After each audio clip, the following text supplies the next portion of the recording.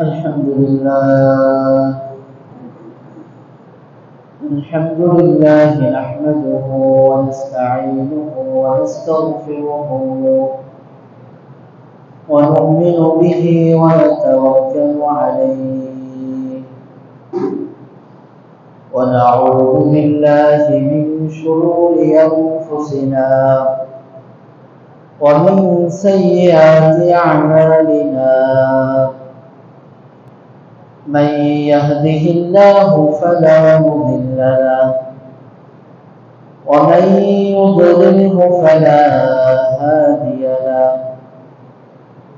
ونشهد أن لا إله إلا الله وحده لا شريك له ونشهد أن سيدنا ومولانا محمدا عبده ورسوله أرسله بالحق بشيرا ونذيرا وداعيا إلى الله بإذنه وسراجا منيرا صلى الله عليه وعلى آله وأصحابه وبارك وسلم تسليما كثيرا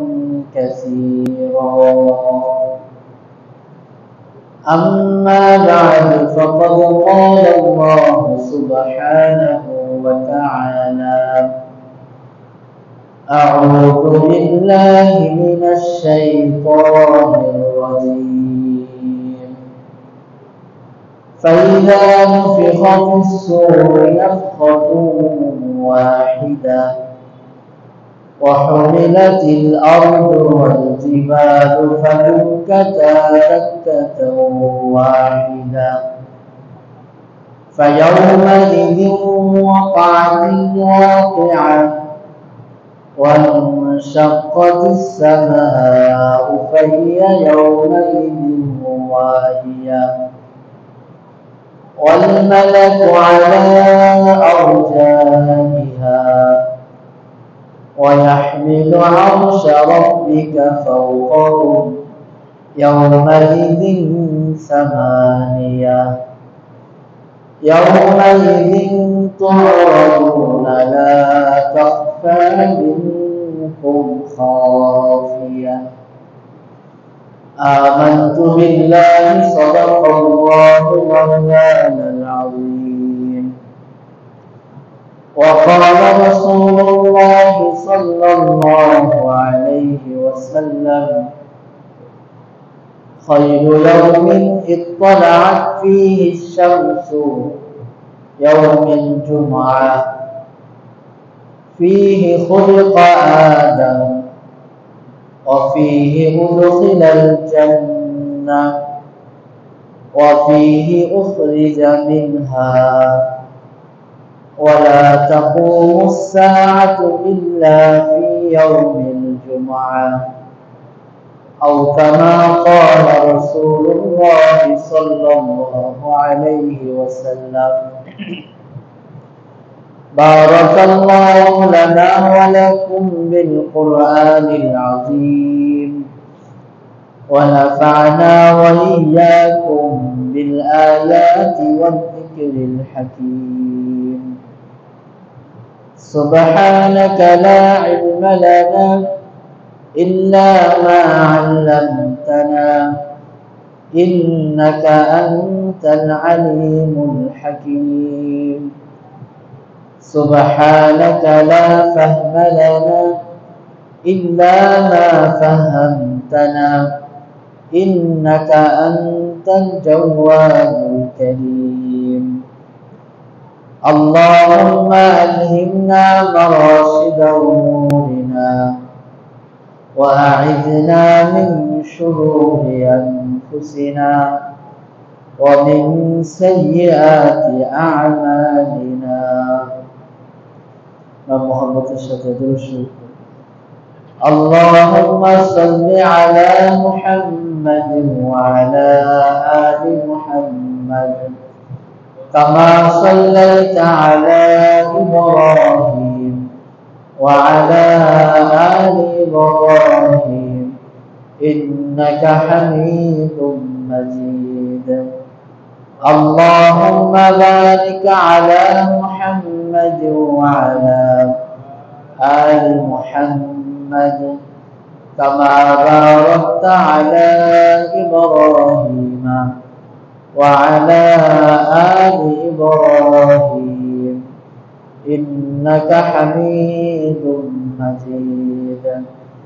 أستغفر الله الذي لا إله إلا هو الحي القيوم وأتوب إليه. لا حول ولا قوة إلا بالله العلي العظيم. أستغفر الله الذي لا إله إلا هو الحي القيوم وأتوب إليه. لا حول ولا قوة إلا بالله العلي العظيم. أستغفر الله الذي لا إله إلا هو الحي القيوم وأتوب إليه. لا حول ولا قوة إلا بالله العلي العظيم. الحمد لله. قابل احترام معزز محترم हाज़िरीन, আল্লাহ তাআলার ফজল আর করম যে আল্লাহ তাআলা আমাদেরকে জুমার নামাজ আদায়ের জন্য মসজিদে আসার বসার তৌফিক দান করেছেন।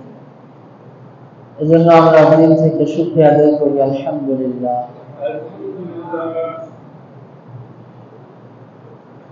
মুমিন আর কাফেরের মধ্যে একটা পার্থক্য হচ্ছে, মুমিন সবসময় চিন্তা করে যে আমার প্রতিটা কাজ এটার হিসাব আল্লাহর সামনে দিতে হবে, আর কাফের তার এই বিশ্বাস নাই যে তার আল্লাহর সামনে হিসাব দিতে হবে। এজন্য রাসূলুল্লাহ সাল্লাল্লাহু আলাইহি ওয়াসাল্লাম যখন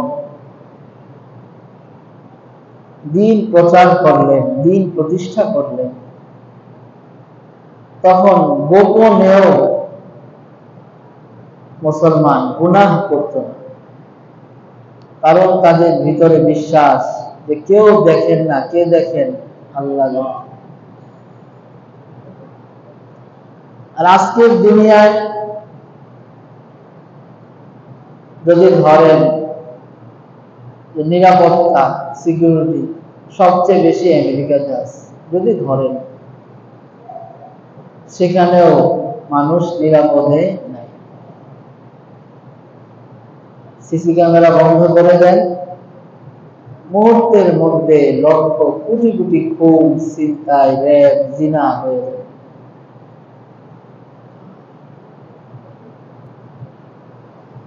একটা পরিসংখ্যান বলছে যে আমেরিকাতে 1 ঘন্টা কারেন্ট ছিল না একটা সময়। এই কারেন্ট না থাকার কারণে 1 ঘন্টা সময়ের মধ্যে প্রচুর পরিমাণে জিনা, ডাকাতি, চুরি এগুলো হয়ে গেছে। আজও বিভিন্ন ধরনের দুর্ঘটনা ঘটতেছে, কারণ মানুষকে বাহ্যিক ভয় দেখিয়ে আপনি গুনাহ থেকে, অপরাধ থেকে বিরত রাখতে পারবেন না, যতক্ষণ না তার কলবের মধ্যে আল্লাহর ভয় না আসে। আর এই বিশ্বাসটা কিয়ামতের বিশ্বাসের সাথে সংযুক্ত, যে দুনিয়া এক সময় ধ্বংস হয়ে যাবে। মুসলমান এটা বিশ্বাস, কিয়ামতের বিশ্বাস। কাফের মুশরিক কিয়ামত বলতে কিছু বিশ্বাস করে না, তারা মনে করে উন্নতি হচ্ছে, আরো উন্নতি হবে। এখন অবশ্য কিছুটা বিশ্বাস করে। সেদিন এক জায়গায় পড়তেছিলাম যে বর্তমান বিজ্ঞানীরা আবিষ্কার করছে যে সূর্য ক্রমান্বয়ে তার আলো সংকুচিত করতেছে, আলো কমে আসতেছে, এবং সময়ের যে হিসাব 12-24 ঘন্টা, এটা আস্তে আস্তে কমে আসতেছে। এটা যারা মুসলিম চিন্তাশীল তারা কোরআনের সাথে মিলাই দিচ্ছে যে এই কথা আজকে বিজ্ঞানীরা বলতেছে, কিন্তু 1400 বছর আগে আল্লাহ তাআলা আল্লাহর নবীর জবান দিয়ে সেটা বলাই দিচ্ছে। ওয়াশ-শামসু তাজরি লিমুস্তাকাররিন লাহা যালিকা তাকদীরুল আজিজিল আলীম। যে সূর্যটা চলতেছে এটা তার একটা নির্দিষ্ট কক্ষপথে চলতেছে, এবং এটা নিয়ন্ত্রণ আল্লাহ পাকের হাতে। যাই হোক, বলার উদ্দেশ্য হচ্ছে আজকের যে আলোচনা, কিয়ামত সংক্রান্ত আলোচনা, যদি আমরা কথাগুলোকে শুনি মনোযোগ সহকারে, কোরআন হাদিসের আলোচনা, এবং চিন্তা করি যে আসলে আল্লাহ তাআলা, আল্লাহ রাসূল কোরআন এবং হাদিসের মধ্যে কি বলছেন, তাহলে আমাদের জন্য অনেক খোরাক আছে, অনেক শিক্ষণীয় বিষয় আছে। আর যদি চিন্তা করি জুমার দিন আসছি, আসলে তো একটা নেকি হয়, সওয়াব হয়, বসলাম, বসে থাকলাম, ঝিমাইলাম, একটা সময় বয়ান শেষ হয়ে যাবে, নামাজ হবে, নামাজের পরে চলে যাবে, তাহলে আপনার জিন্দেগি এভাবেই চলবে, কিছু শিখতে পারবেন না।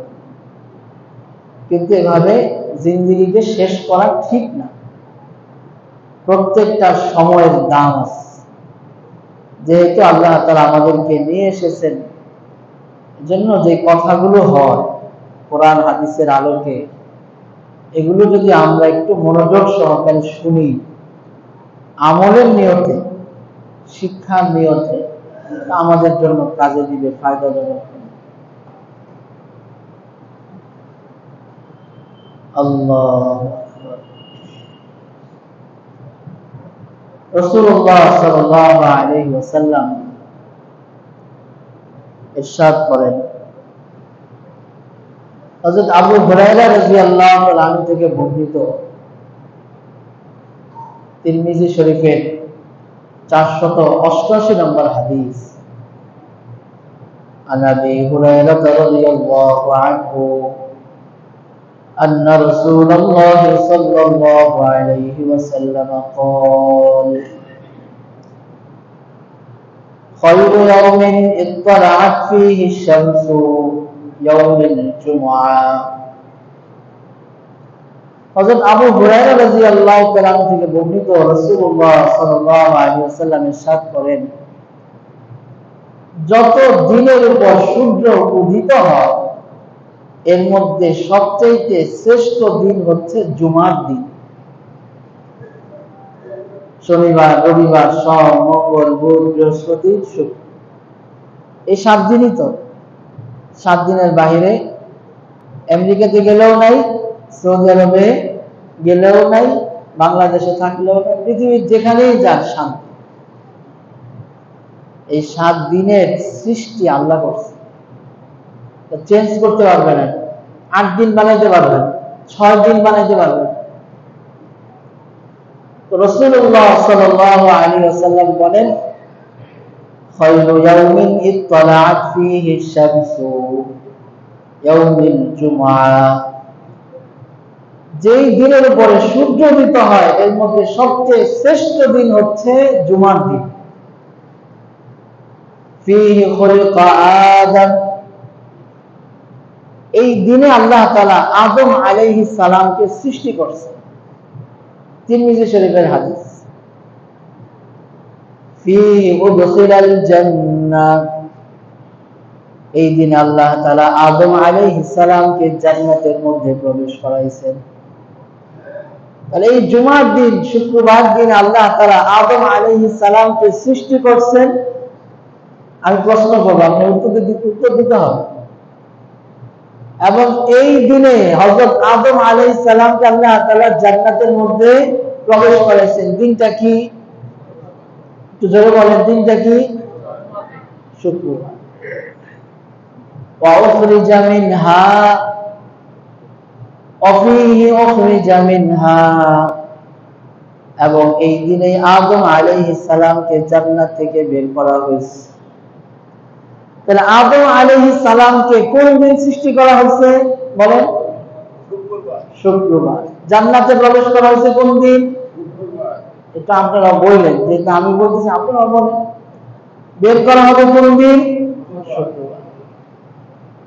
এরপরে রাসূলুল্লাহ সাল্লাল্লাহু আলাইহি সাল্লাম বলেন, ওয়ালা তাকুমুস সাআতু ইল্লা ফি ইয়াউমিল জুমআহ, কিয়ামত সংঘটিত হবে না, তবে সংঘটিত হবে কেবলমাত্র এই জুমার দিন, এই শুক্রবার দিন।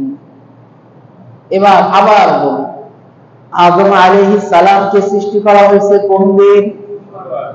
জুমার দিন। কোন দিন? জুমার দিন। আদম আলাইহিস সালামকে জান্নাতে প্রবেশ করা হয়েছে কোন দিন? জুমার দিন। আদম আলাইহিস সালামকে জাহান্নাম থেকে, জান্নাত থেকে বের করা হয়েছে কোন দিন? জুমার দিন। এবং কিয়ামত সংঘটিত হবে কোন দিন? জুমার দিন। কিয়ামত সংঘটিত হবে জুমার দিন। এখন তো আমাদের ভয় লাগে না, আজকে তো জুমার দিন? কি বলেন? রাসূলুল্লাহ সাল্লাল্লাহু আলাইহি ওয়াসাল্লামের জামানায় উনি থাকতে যখন একটু জোরে বাতাস বইতো, দৌড়ায় মসজিদে চলে আসতেন। সাহাবারা বলেন, আমরা ভয় পাইতাম, না জানি কিয়ামত চলে আসছে। কিয়ামতের আলোচনা এত বেশি ওনাদের মধ্যে হয়েছে যে ওনারা সামান্য থেকে সামান্য কিছু হইলেই ভাবতেন, না জানি কিয়ামত চলে আসছে। আর আমাদের মধ্যে কিয়ামতের আলোচনা, আখিরাতের আলোচনা এত বিলীন হয়ে গেছে, এত আলোচনা বিমুখ হয়ে গেছি আমরা, যে কিয়ামত যে হবে এটা মনে হয় যে আমাদের বিশ্বাসই হয়। রাসূলুল্লাহ সাল্লাল্লাহু আলাইহি ওয়াসাল্লাম বলেন, কিয়ামতটা হবে সবচেয়ে নিকৃষ্ট মানুষের উপরে। আচ্ছা, রাসূল সাল্লাল্লাহু আলাইহি ওয়াসাল্লাম কি সবচেয়ে নিকৃষ্ট মানুষ না সবচেয়ে উৎকৃষ্ট মানুষ? সবচেয়ে উৎকৃষ্ট মানুষ, তারপরে ভয় পাচ্ছে। আর আমরা কি পর্যায়ের মানুষ এটা আমরা নিজেরা তো জানি না, কিন্তু আমাদের মধ্যে কোনো ভয় নেই।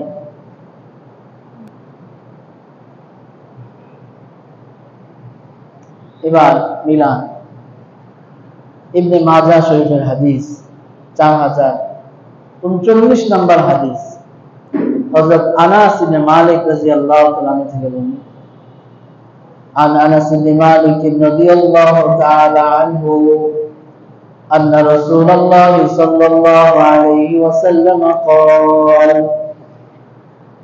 হযরত আনাস ইবনে মালিক রাদিয়াল্লাহু তাআলা আনহু বলেন, রাসূলুল্লাহ সাল্লাল্লাহু আলাইহি ওয়াসাল্লাম ইরশাদ করেছেন,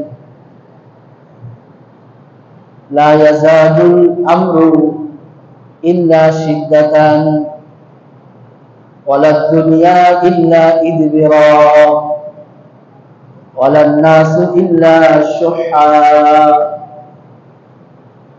কিয়ামতের আগে পৃথিবীর অবস্থাটা এমন হবে যে প্রত্যেকটা বিষয় হয়ে যাবে কঠিন। লা ইয়াজদাদুল আমরু ইল্লা শিদ্দাতান, প্রত্যেকটা বিষয় কঠিন হয়ে যাবে, কঠিন। আপনি বলতে পারেন এখন তো সব বিষয় হয়ে গেছে সহজ, বলতে পারেন না? আমেরিকাতে কথা বলা যায় 1 সেকেন্ডের মধ্যে, কথা বললেই চলে যায়। বিমানে যাওয়া যায় সৌদি আরবে 6 ঘন্টার মধ্যে, সহজ হয়ে গেছে। বাহ্যিক ভাবে জাহিরি আসবাব সহজ হয়েছে, কিন্তু আপনি যদি আসলে চিন্তা করে দেখেন সবকিছু হয়ে গেছে কঠিন। আপনি এক দেশ থেকে আরেক দেশে যাবেন, মুসলমানদের আগে কোনো সীমানা ছিল না, এখন মুসলমানদের সীমানা বাইরে দিয়েছে। গাজার মুসলমানরা না খেয়ে মরতেছে, মিশরে হাজার হাজার গাড়ি লাইন ধরে দাঁড়িয়ে আছে খাবার নিয়ে, কিন্তু খাবার ঢুকাইতে পারতেছে। আপনি যেটা সহজ মনে করতেছেন, এই সহজের যে টেকনোলজি এটা ধরে আছে, এটা নিয়ন্ত্রণ করতেছে কাফের মুশরিকরা। আপনার আমার জন্য সহজ না।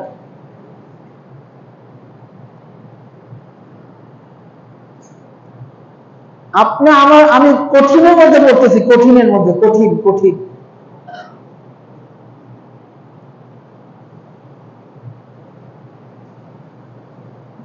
এরপর রাসূল সাল্লাল্লাহু আলাইহি ওয়াসাল্লাম কি বলছেন? ওয়ালাদ দুনিয়া ইল্লা ইদবারা, দুনিয়ার মধ্যে দুর্ভিক্ষ দেখা দিবে, দুর্ভিক্ষ, ফসল ফলন কমতে থাকবে। আজকে খেয়াল করেন, এক জামানায় মানুষ কৃষি কাজ অনেক করছে, এখন মানুষ কৃষি কাজ করতে চায় না,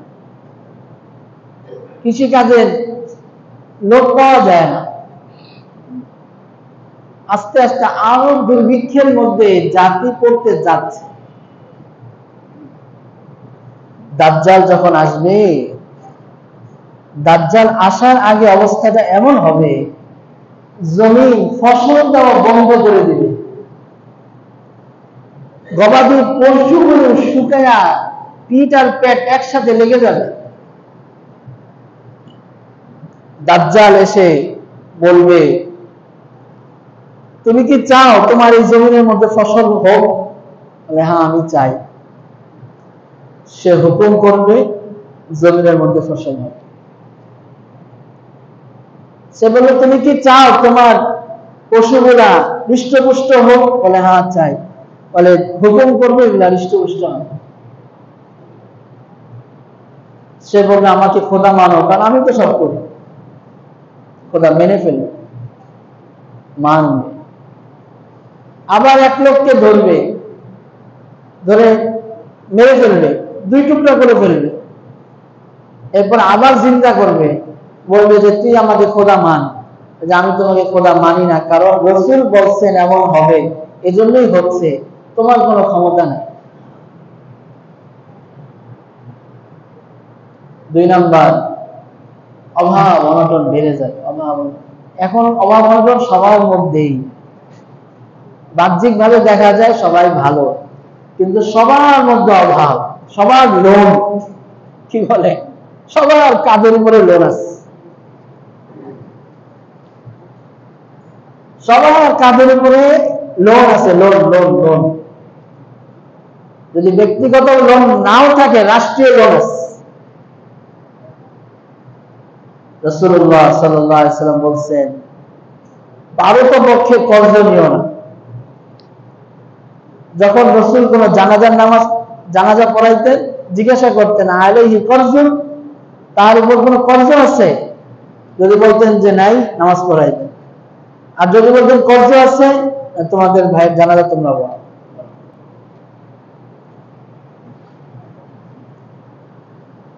ওয়ালান নাসু ইল্লা শুহা। 3 নম্বর হচ্ছে মানুষ কৃপণ হবে, কৃপণ কৃপণ। কিয়ামতের একটা আলামত হচ্ছে মানুষ কি হবে? কৃপণ। দেখেন আমাদের অবস্থাটা একটু চিন্তা করেন, আমরা আসলে এখন কি অবস্থার মধ্যে আছি। সাহাবায়ে কেরামের কাছে মাল ছিল না, কিন্তু মন বড় ছিল।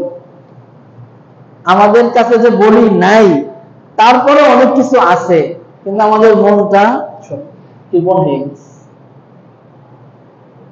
রাসূলুল্লাহ সাল্লাল্লাহু আলাইহি ওয়াসাল্লাম বলেন, মান আসবাহা মিনকুম আমিনান ফি সিরবিহি মুআফান ফি জাসাদিহি ইনদাহু কুতু ইয়াওমিহি ফাকান্নামা হিজাত লাহু দুনিয়া।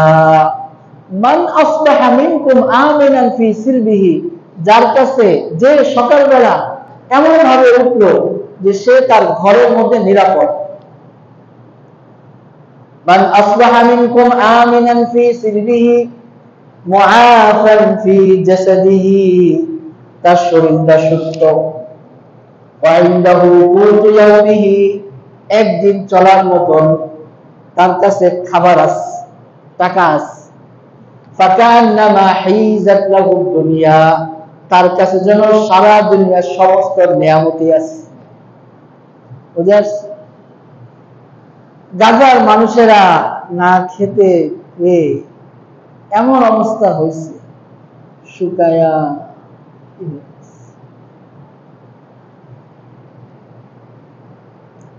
আচ্ছা, আমরা কেমন কৃপণ, কয়জনে দোয়া করি বলেন তো?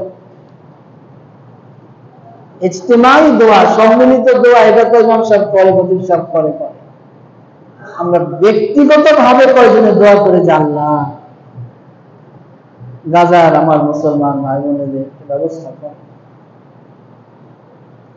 কার দোয়া কবুল হয়ে যাবে কে জানে, কিন্তু দোয়াটাও বলবে। মাল দেওয়া তো দূরের কথা, একটা দোয়া, বিনা পয়সায় দোয়া, এই দোয়াটা আমরা করি না। কৃপণ দোয়াটার মধ্যে কৃপণতা করি, আর মালের লাইনে তো কৃপণতার শেষই নেই। এরপরে রাসূলুল্লাহ সাল্লাল্লাহু আলাইহি ওয়াসাল্লাম বলেন, ওয়ালা তাকুমুস সাআ ইল্লা আলা শিরারিন নাস, এই কিয়ামতটা সংঘটিত হবে, এই কিয়ামত সংঘটিত হবে সবচাইতে নিকৃষ্ট মানুষের উপর। আল্লাহ তাআলা আমাদেরকে হেফাজত করে। তাহলে কিয়ামতের আগে পৃথিবীর অবস্থা কেমন হবে? তিনটা কথা বলছি। এক নম্বর, পৃথিবীর মধ্যে অভাব অনটন দেখা দেবে, মানুষ কৃপণ হয়ে যাবে, আম ভাবে প্রত্যেকটা বিষয় কঠিন হয়ে যাবে। আর কিয়ামত সংঘটিত হবে সবচাইতে নিকৃষ্ট মানুষের। আল্লাহ, তিরমিজি শরীফের হাদিস 3243 নম্বর হাদিস, আবু সাঈদ খুদরি রাদিয়াল্লাহু তাআলা থেকে বর্ণিত। عن أبي سعيد الخدري رضي الله عنه قال قال رسول الله صلى الله عليه وسلم كيف أنعم وقد التقم صاحب القرن القرنا। রাসূলুল্লাহ সাল্লাল্লাহু আলাইহি ওয়াসাল্লাম বলেন, আমি কিভাবে আনন্দ ফুর্তি করব, কিভাবে নিয়ামত ভোগের মধ্যে লেগে থাকবো, ভোগ বিলাসিতায় লিপ্ত হব, অথচ সিংহাওয়ালা সিংহা মুখে নিয়ে বসে রয়েছে। ওয়াহানা জাবহাতাহু, এবং মাথাটা নিচের দিকে দিয়ে ধ্যানে বসে আছে যে আল্লাহ তাআলা কখন আদেশ করবে। ওয়া আসগা সামআহু, এবং কান খাড়া করে রাখছে যে যখনই আল্লাহ হুকুম করবেন তখনই সিংহায় ফু দিতে যেন দেরি না। ইয়ানতাজিরু আই আমারা আই ইয়ানফুখা ফায়ানফুখু ফিহা, অর্থাৎ অপেক্ষায় আছেন যখনই আল্লাহ তাআলা ফুৎকারের আদেশ করবেন সাথে সাথে ফুৎকার দিবেন। এই সিংহা এমন যে সিংহার মধ্যে হাজার হাজার ছিদ্র আছে, ছিদ্র।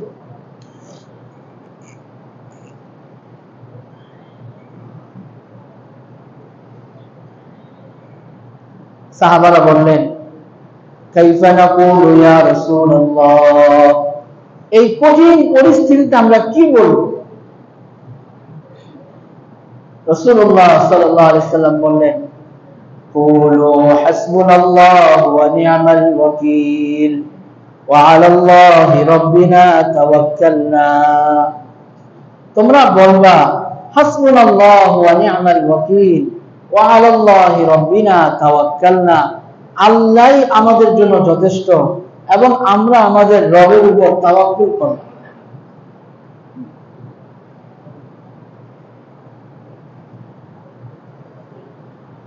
চতুর্থ নাম্বার হাদিস, তিরমিজি শরীফের 2030 নম্বর হাদিস, হযরত আবু সাঈদ খুদরি রাদিয়াল্লাহু তাআলা থেকে বর্ণিত। এই সিংহাটা কেমন?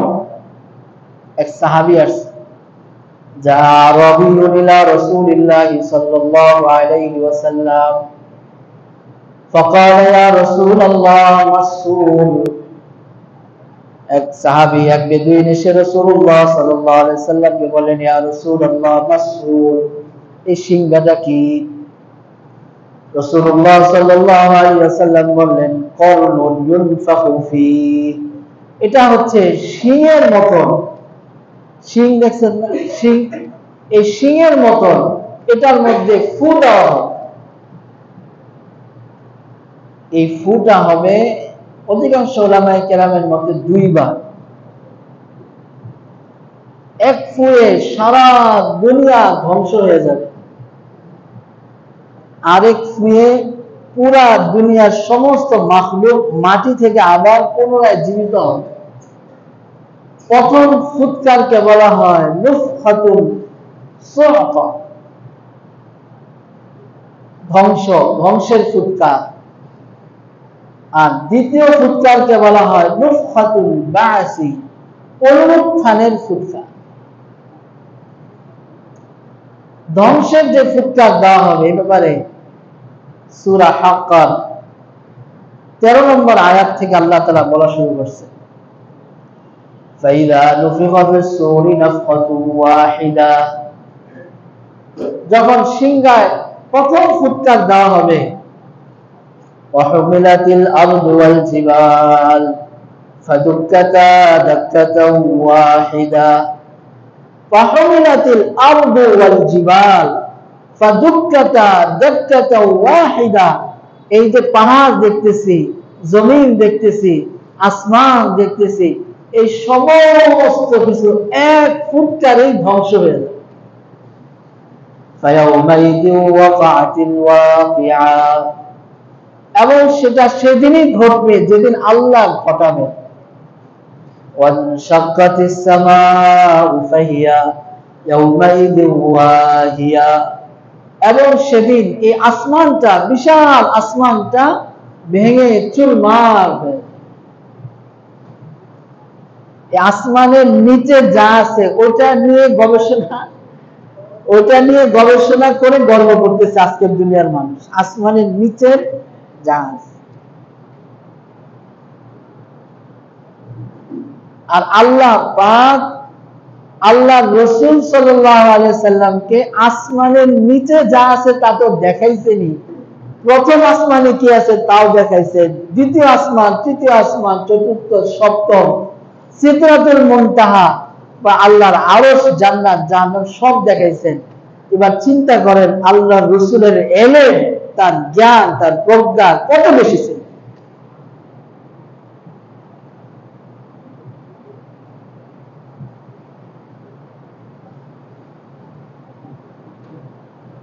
ওয়ানশাক্কাতিস সামাউ ফাহিয়া ইয়াউমাইযিন ওয়াহিয়া, এই আসমান ভেঙে চুরমার হয়ে যাবে। এখন আসমানের দিকে আমরা তাকাই, কিন্তু আসমান কিন্তু আমরা দেখি না। কি বলেন, আসমান দেখি? আসমান দেখি না। আসমানের অনেক নিচে যে তারকা আছে, যে তারকাগুলো পৃথিবীর চাইতে কোটি কোটি গুণ বড়, যেগুলো আলোর গতিতে জমিনের পৃথিবীর দিকে ধেয়ে আসতেছে হাজার হাজার বছর ধরে। এবার চিন্তা করেন তাহলে আসমান কত দূরে আছে। আর এগুলো সব প্রথম আসমানের নিচে আল্লাহ পাক বলেন, ওয়ালাকাদ যায়্যানাস সামাআদ দুনিয়া বিমাসাবিহ, আমি আল্লাহ তাআলা আসমানকে আলো দিয়ে সাজাইছি। আচ্ছা বলেন তো, আমরা যে লাইট লাগাইছি এগুলা কি ছাদের উপরে লাগাইছি না ছাদের নিচে লাগাইছি?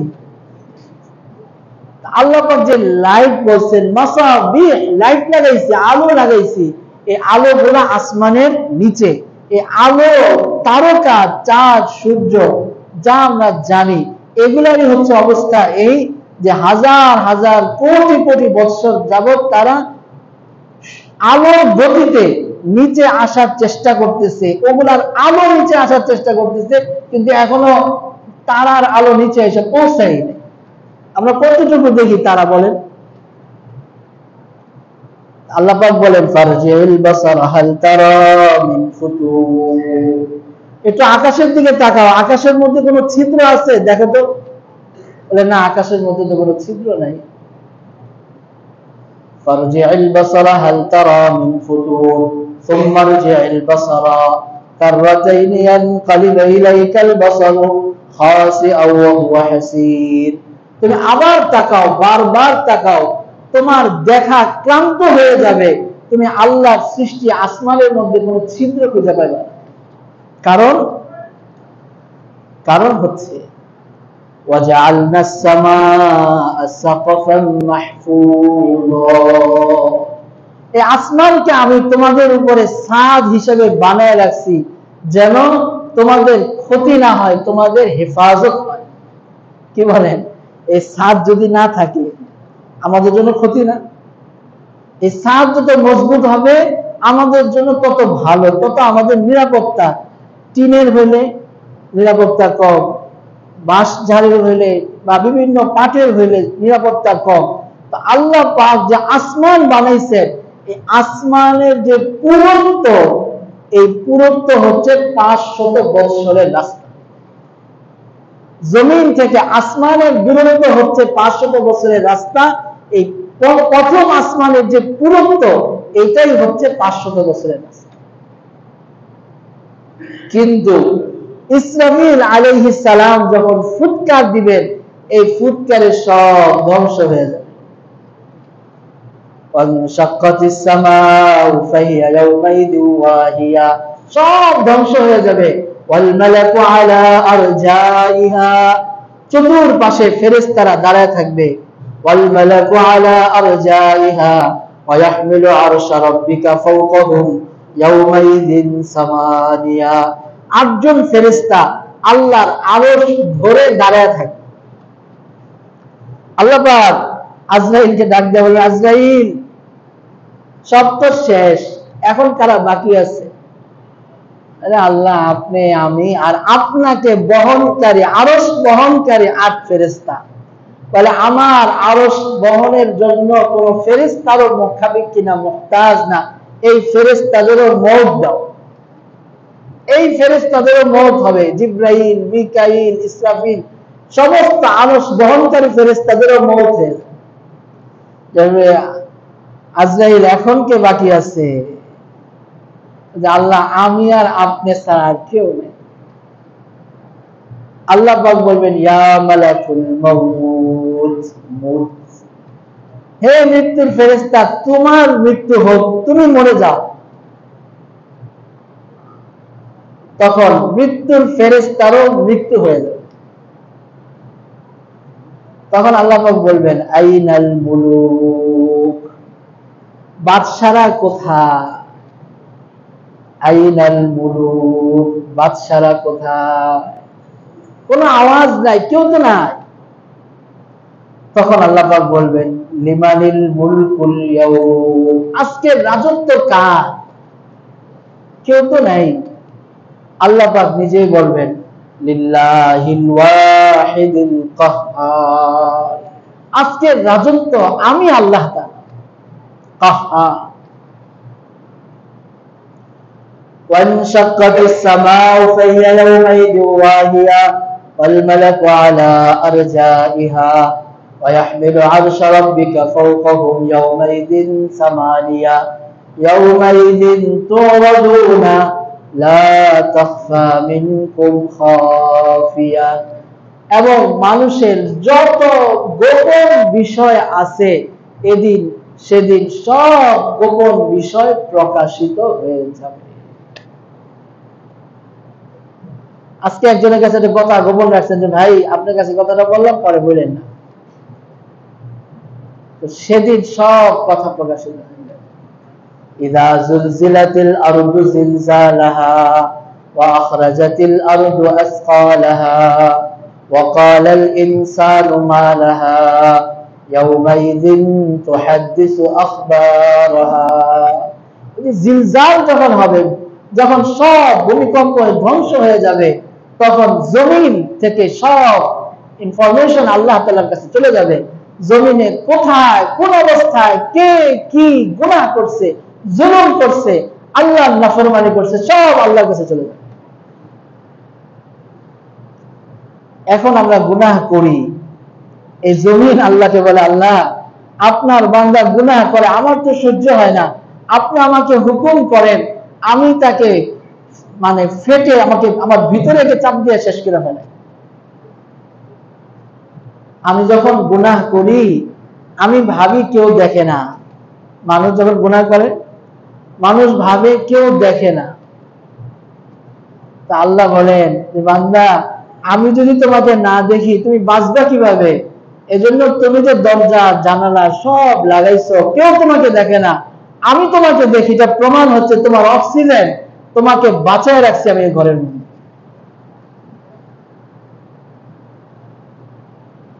বাঁচায় রাখছে।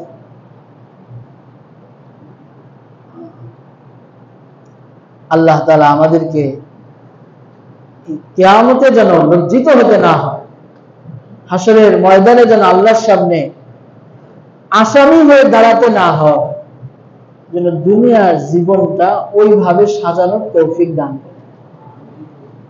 সমুদ্রের পাড়ে গুনাহ করতেছে, সমুদ্র বলে আল্লাহ হুকুম দেন শেষ করে দেই, আল্লাহ বলেন সবর করো। খোলা আকাশের নিচে গুনাহ করতেছে, আকাশ বলে আল্লাহ হুকুম দেন শেষ করে দেই, আল্লাহ বলেন সবর করো। আমার বান্দার একটা তওবার অপেক্ষায় আছে। ইন্নামাত তাওবাতু আলাল্লাহি আল্লাযীনা ইয়ামালুনা সুওয়া বিজাহালাতিন সুম্মা ইয়াতুবুনা মিন কারীবিন ফাউলাইকা ইয়াতুবুল্লাহু আলাইহিম ওয়া কানাল্লাহু আলীমান হাকীমা। আল্লাহ বলেন তখন আমি তওবা কবুল করি যখন আমার বান্দা না জেনে না বুঝে একটা গুনাহ করে ফেলছে, কিন্তু কিছুক্ষণ পরেই অনুশোচনা আসছে, আল্লাহর কাছে তওবা করছে, মনে মনে হোক যেমনি হোক আমি তার গুনাহকে মাফ করে দিই। কিন্তু ওয়ালাইসাতিত তাওবাতু লিল্লাযিনা ইয়ামালুনা সূ, কিন্তু তার তওবা আমি কবুল করি না যার মৃত্যুর সময় চলে আসছে ওই সময় সে তওবা করে। যেমন ফেরাউন মৃত্যুর সময় সে বলতেছে আমানতু, আমি ঈমান আনলাম। আল্লাহ বলেন আল আনা, এখন ঈমান আনছো? এজন্য মেরে মুহতারাম বুজুর্গ আজিজ ও ভাইও, কিয়ামত তো আসবে, বড় কিয়ামত যখন হয় হবে, কিন্তু ছোট কিয়ামত যে কোনো সময় আসতে পারে। এক সাহাবী রাসূলুল্লাহ সাল্লাল্লাহু আলাইহি ওয়াসাল্লাম বলেন, ইয়া রাসূলুল্লাহ কিয়ামত কবে হবে? তো ওই মজমার মধ্যে একটা ছোট বাচ্চা ছিল, তো দেখা বলতেছে এই ছোট বাচ্চাটা যখন বুড়া হবে এর আগে আমাদের সবার কিয়ামত হয়ে যাবে, সবার কিয়ামত হয়ে যাবে। এজন্য নিজের হিসাব লাগাই, হাসিবু ক্বাবলা আন তুহাসাবু, আল্লাহর সামনে হিসাব দেওয়ার আগে নিজের হিসাব করি, আমার প্রতিটা দিন জান্নাত বনতেছে না জাহান্নাম তৈরি হইতেছে। আল্লাহ তাআলা আমাদেরকে সহি বুঝার এবং আমল করার তৌফিক দান করেন। আগামী জুমায় নুফখাতুল বাসি, যে দ্বিতীয় যে ফুৎকার দেওয়া হবে এরপরে কি হবে এই সংক্রান্ত ইনশাআল্লাহ আলোচনা হবে। আল্লাহ তাআলা আমাদেরকে আমল করার তৌফিক দান করেন।